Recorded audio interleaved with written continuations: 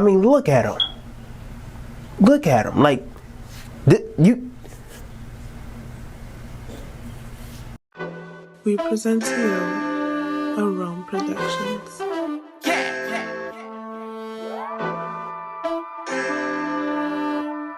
What's good, everybody? If you're a first time viewer of my content of this video, like this video and subscribe to my YouTube channel. As you see in the title, we're going to be dealing with Lil Yatchy in his interview in terms of how he was going around asking black women, you know, about men wearing fingernail polish. And to co-sign to this reaction and critical analysis, I'm also going to be talking about my particular experience with talking about this issue and asking black women myself, is this something that they want to go for? Is this something that they're into? So before we get into that, let's get into a little bit of the clip of this interview. I'm going to have the full interview in the description box below so you can watch it for yourself from beginning to end. But we're just going to watch this little bit, this little snippet, about 60 seconds of it. So let's get into it. How do you feel about men in this society expressing themselves? I think that everybody should express themselves. Right. Shh. How do you feel about men who like to paint their nails? I don't think men should paint their nails. Right. Me either. No. If a man walked up to you, right, and he had nail paint on your own opinion, not this brother, but if someone did, honestly, what would you think? What would be your first impression? Difference. What you say? He won't. He won't. So, if he walked up to you, you'd be like, Colorful, he won't. Black, I can pass. Clear, I can pass. But all that colorful shit, he won't like what I. y'all here to hear first? You want to know what I despise about this is that when you look in the media, most of these rappers out here, the new generation, whatever you want to call it, they're pushing this narrative. People like Lil Yachty, Lil Uzi. You even had Jaden Smith over here talking about he was gender neutral or non-binary, whatever the case is, wearing dresses. You got Young Thug out here wearing dresses, calling men daddy. And they're trying to push this as being something that men should accept. And if we don't accept it, we're homophobic, transphobic, cis males, we're the weak links, we're the white men of the black community, because we want to be men. And we're not with the tomfoolery. We don't like Skittles. You can eat all the Skittles you want. We don't care that you like Skittles. But don't try to force Skittles on us. Do you get my drift? Boondocks warned you. Wait, what the hell are you wearing? Is that a bra? What? It's just a wife beater. Where are your pants? Why are you wearing a skirt? No, Granddad. These are gangsta-licious shorts for thugs. See, they got an extra flap with a pocket, so you hide what you want to hide from the police. Kinda hot, right? You want me to see if he got your side? But you're carrying a purse. What? Come on, Granddad. This ain't no purse. It's a gangsta-licious man bag. Home is over, home. Home is over, home. Home is over, home. You do the home man. You the home man. You the home man. You the home man. The ancestor, Dr. Francis Cress Wilson, has warned you. 66% of black children being born in single-family households. That's not to demean that household. White supremacy is saying, I'm taking away the conditions for enhancing black masculinity. I'm taking away the conditions through which you might produce soldiers to carry on activity on your side of the chessboard.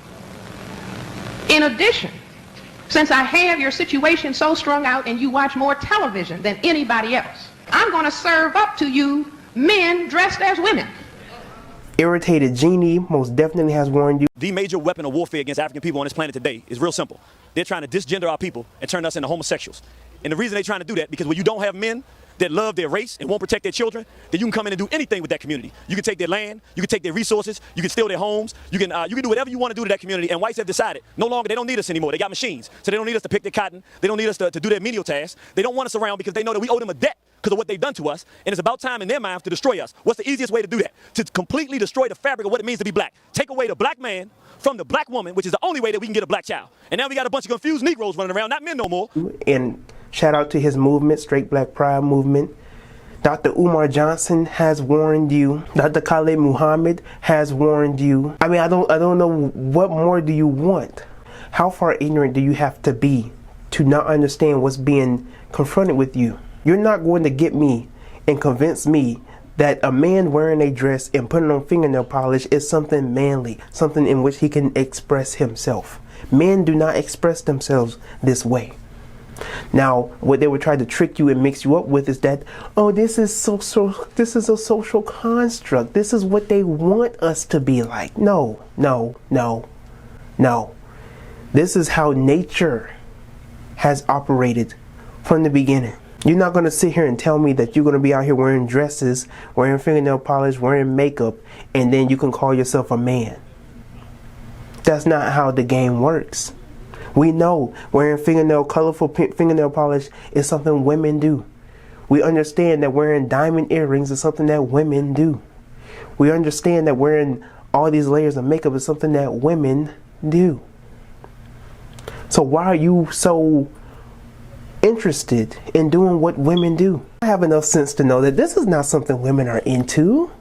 I mean, listen, like I said, I did a whole post, right? Did a tweet, posted on my Instagram, did a post. I asked black women, is this what y'all into? Because there were 2 to 3 black women that I knew personally that posted the same post, and they were having heart eye emojis. I'm just like, what? So I was over here like, I just wanted to check. You know what I'm saying? Thankfully, majority of the black women who hit me up, who were in my DMs, the majority of the women who liked the video in the comment section were like, no, we ain't with that, Tyrone.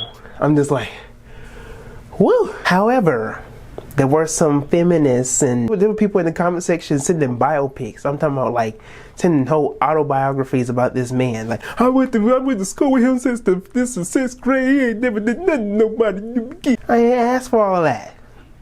Sir, this was a question for black women. Thinking I'm coming at the man. I don't even know the man. I could care less about the man. Then he came up in there trying to talk about, I was trying to talk mess behind his back. Sir, I don't even know you. Anywho, he put me on his Instagram, and then one of these feminists over here talking about how, who wants a man that looks like this? And I was like, I don't know. He kind of sexy to me. I ain't gonna front. And then yesterday, I made a recent post about this whole scenario, and I was talking about how black feminists be like, where you have men on the left who look like this, and they're very effeminate, trying to balance their femininity, and they'll say that this is how men should express themselves. This is what men should tap into these. And what people like Dr. Khalid Muhammad, or people who actually are manly and they don't go for that foolishness. Straight black men are toxic. Straight black men like this are toxic. I even saw a black feminist make some pointers at me, you know, try to make some pointers at me talking about, I hate men like this. Made a whole post talking about how she hates men like this. Now it is amusing to me that they want men that can protect them, men that can provide for them, men that can be there for them, men that love black women. Ma'am, miss.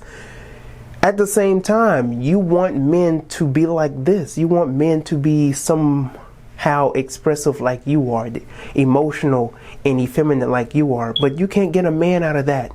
And I don't know how you can hate men like me that don't eat Skittles. We don't go for the Skittles. We don't eat Skittles. But you hate me because I don't condone that type of lifestyle. I don't condone that type of way of living. I don't condone the way in which you can, quote unquote, express yourself. You can hate me all you want. You can call me homophobic, transphobic. You can call me everything out of the whole book. I don't have anything against people who eat Skittles. I don't have anything against people who like to be a part of the Rainbow Club, all right? However, for me, being a black man, a straight, heterosexual black man who loves himself, who loves his race, who loves who he is as a black man, who wants to preserve his blackness, I will not and do not have to accept or condone or advocate anything that comes out of LGBT XYZ 007 community. I don't have to condone or endorse or appreciate anything that comes out of Skittles. Taste the rainbow. You can taste the rainbow. You can't tell me that a man out here wearing fingernail polish, layers of makeup, diamond earrings, sagging his pants. You can't tell me men like this is the standard for how men should be. And you may say, well, we're not saying that men should be this way. We're saying that men can be like this too, and it should be acceptable. No. Okay, you want to say that men can express themselves this way, males can express themselves this way? Sure. But this is not the standard, nor should it be a part of the standard, or nor should it be associated with how men are and should be. Because how men are is being labeled as toxic. How men are is being labeled as fragile. So what are they doing now? They are emasculating and effeminizing men. And when you emasculate and effeminize men, you not only have an issue where you have a lack of protection and provision, but then at the same time, you're trying to take out a set of people. I conclude this message with telling you that women subconsciously want a man who is actually a man. And they do not want these men who are out here wearing dresses and wearing their fingernail polish and wearing their weave and wearing their high heels and wearing their dresses. But with that being said, until next time I'm Tyrone, thank you for watching this video. If you like what I say, if you did not like what I say, let your thoughts be known in the comment section below. Again, thank you for watching this video. Like this video, subscribe to the YouTube channel, and share this video with other people. Until next time I'm Tyrone, and I am out. You know I will provide that good shit for you. You know I will provide that good shit for you. You know I will provide that good shit for you. You know I will provide that. Look like Papa got a brand new bag. Any man who mad, tell him ooh fucking fam too bad. Known to spit with the coldest with no particular motive. I've grown a bit till I notice what phony bitches are bogus. I bring doom to any MF, I'm a mad villain. I son niggas, my songs give you a dad feeling. The groovy new emperor, known to move temperatures. Life's a bitch but she keeps sending me nude pics of her. She let it all hang out without shame. Through stories of each previous spouse about fame. Trying to remove a skirt made of doubt and clout games. Then penetrate her until her mouth spit out change. Nevertheless, they can't measure my fresh. No rest till the devil is stressed. Tell him I'm blessed. I'm smiling, staring down a barrel of fear. Any